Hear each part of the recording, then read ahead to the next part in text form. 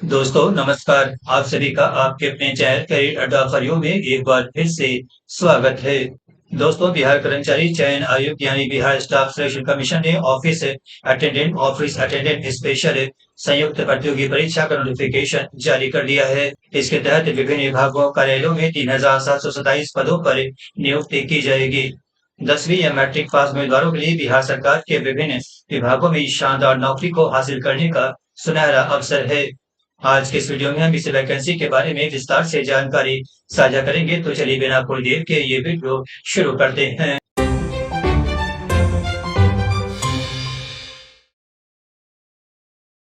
दोस्तों, बिहार कर्मचारी चयन आयोग में ऑफिस अटेंडेंट के लिए ऑनलाइन आवेदन की प्रक्रिया 25 अगस्त 2025 से शुरू हो चुकी है। आवेदन शुल्क जमा करने की अंतिम तारीख 24 सितंबर 2025 रखी गई है। ऑनलाइन आवेदन की अंतिम तारीख 26 सितंबर 2025 निर्धारित की गई है। आइए देखते हैं कोटिवार पदों की संख्या कितनी रखी गई है। इसमें सामान्य वर्ग के लिए 1,700 पद रखे गए हैं। वहीं ईडब्ल्यूएस के लिए 374, बीसी के लिए 238, ईबीसी के लिए 702, एससी के लिए 564, एसटी के लिए 47 और बीसी फीमेल के लिए 102 पद रखे गए हैं। इस तरह रिक्तों की कुल संख्या 3,727 होती है। यह नोट करें, कुल पदों में से 1,216 पद महिला अभ्यर्थियों के लिए, 159 पद दिव्यांग अभ्यर्थियों के लिए और 78 पद पुरुष सैनिकों के लिए आरक्षित रखा गया है। ये भी नोट करें कि सामान्य प्रशासन विभाग बिहार पटना के 9 जुलाई 2025 को जारी नोटिस के अनुसार बिहार के मूल निवासी महिला अभ्यर्थियों आरक्षित वर्ग के साथ गैर आरक्षित वर्ग को भी 35% आरक्षण का लाभ मिलेगा। आइए देखते हैं सबसे अधिक पदों वाले 10 विभाग कौन कौन से हैं। इसमें पशु और मत्स्य संसाधन विभाग पटना में सबसे अधिक 1,138 पदों पर कार्य परिचारी की नियुक्ति की जाएगी। वहीं भवन निर्माण विभाग पटना में परिचारी विशिष्ट माली के 500 पदों पर नियुक्ति की जाएगी। समाहरणालय पटना में कार्यालय परिचारी कोटि 4 के 221 पदों पर नियुक्ति की जाएगी। श्रम संसाधन विभाग पटना में कार्यालय परिचारी के 203 पदों पर नियुक्ति की जाएगी। गन्ना उद्योग विभाग पटना में कामदार कोटि 4 के 176 पदों पर नियुक्ति की जाएगी। समाहरणालय भागलपुर में कार्यालय परिचारी कोटि 4 के 111 पदों पर नियुक्ति की जाएगी। समाहरणालय बेगूसराय में कार्यालय परिचारी कोटि 4 के 108 पदों पर नियुक्ति की जाएगी। समाहरणालय मुजफ्फरपुर में कार्यालय परिचारी कोटि 4 के 100 पदों पर नियुक्ति की जाएगी। योजना एवं विकास विभाग पटना में कार्यालय परिचारी के 93 पदों पर नियुक्ति की जाएगी। वहीं सहकारिता विभाग पटना में कार्यालय परिचारी कोटि 4 के 79 पदों पर नियुक्ति की जाएगी। अन्य विभाग और पदों की जानकारी अभ्यर्थी विज्ञापन से ले सकते हैं। इसका लिंक डिस्क्रिप्शन में उपलब्ध कराया गया है। आइए देखते हैं एजुकेशन क्वालिफिकेशन क्या रखा गया है। अभ्यर्थियों को मान्यता प्राप्त बोर्ड संस्थान से 10वीं या मैट्रिक अथवा समकक्ष परीक्षा उत्तीर्ण होना अनिवार्य है। अभ्यर्थियों की शैक्षिक योग्यता 26 सितंबर 2025 को या उससे पहले पूरी होनी चाहिए। आइए देखते हैं पे स्केल कितना मिलेगा। ऑफिस अटेंडेंट और ऑफिस अटेंडेंट स्पेशल को 18,000 से 56,900 पे स्केल के तहत वेतनमान प्रदान किया जाएगा। इसका पे लेवल ए के ग्रुप डी के अंतर्गत ये पद आता है। इसके अलावा चयनित कर्मियों को DA, HRA, provident fund, medical allowance और समय समय पर लागू अन्य भत्ते दिए जाएंगे। आइए देखते हैं आयु सीमा कितनी रखी गई है।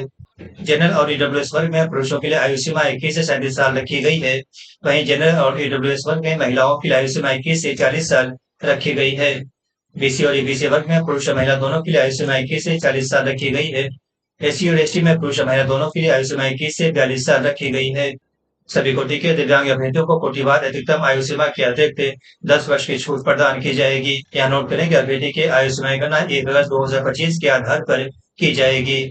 आइए देखते हैं परीक्षा की चयन प्रक्रिया कैसी रखी गई है। परीक्षा 2 चरणों में आयोजित की जाएगी। इसमें पीटी और मुख्य परीक्षा शामिल होगी। पीटी परीक्षा में एक पत्र सामान्य ज्ञान का होगा, जिसमें सामान्य अंक गणित, सामान्य ज्ञान और सामान्य हिंदी विषय से प्रश्न पूछे जाएंगे। सामान्य अंक गणित 30 नंबर का रहेगा। इसमें LCM, HCF, real number, rational number, irrational number, square root, cube root, percentage, लाभ हानि, बट्टा, बिक्री कर, साधारण ब्याज, चक्रवृद्धि ब्याज, समय एंड दूरी, प्रोपोर्शन एंड इनवर्स प्रोपोर्शन आदि से प्रश्न पूछे जा सकते हैं।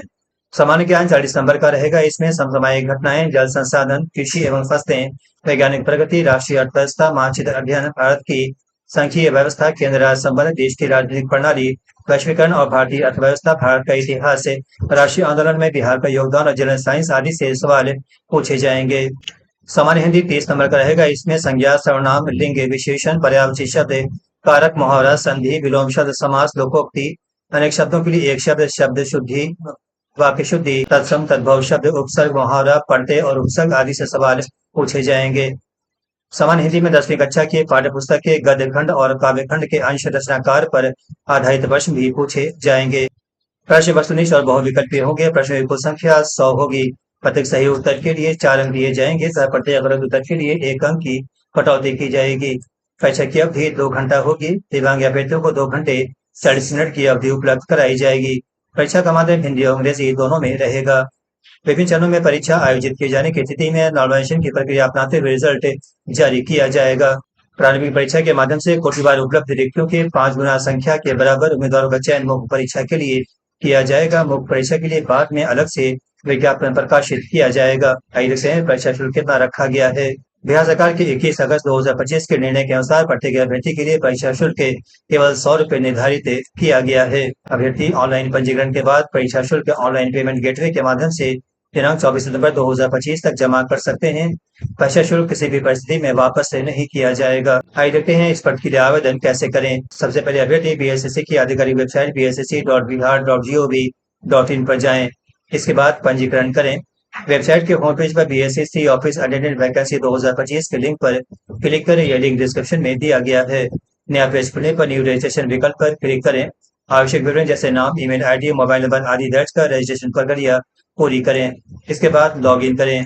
पंजीकरण प्रक्रिया पूरी होने के बाद आपकी ईमेल या मोबाइल नंबर पर भेजे गए यूजर आईडी और पासवर्ड का उपयोग करके पोर्टल में दोबारा लॉग इन करें।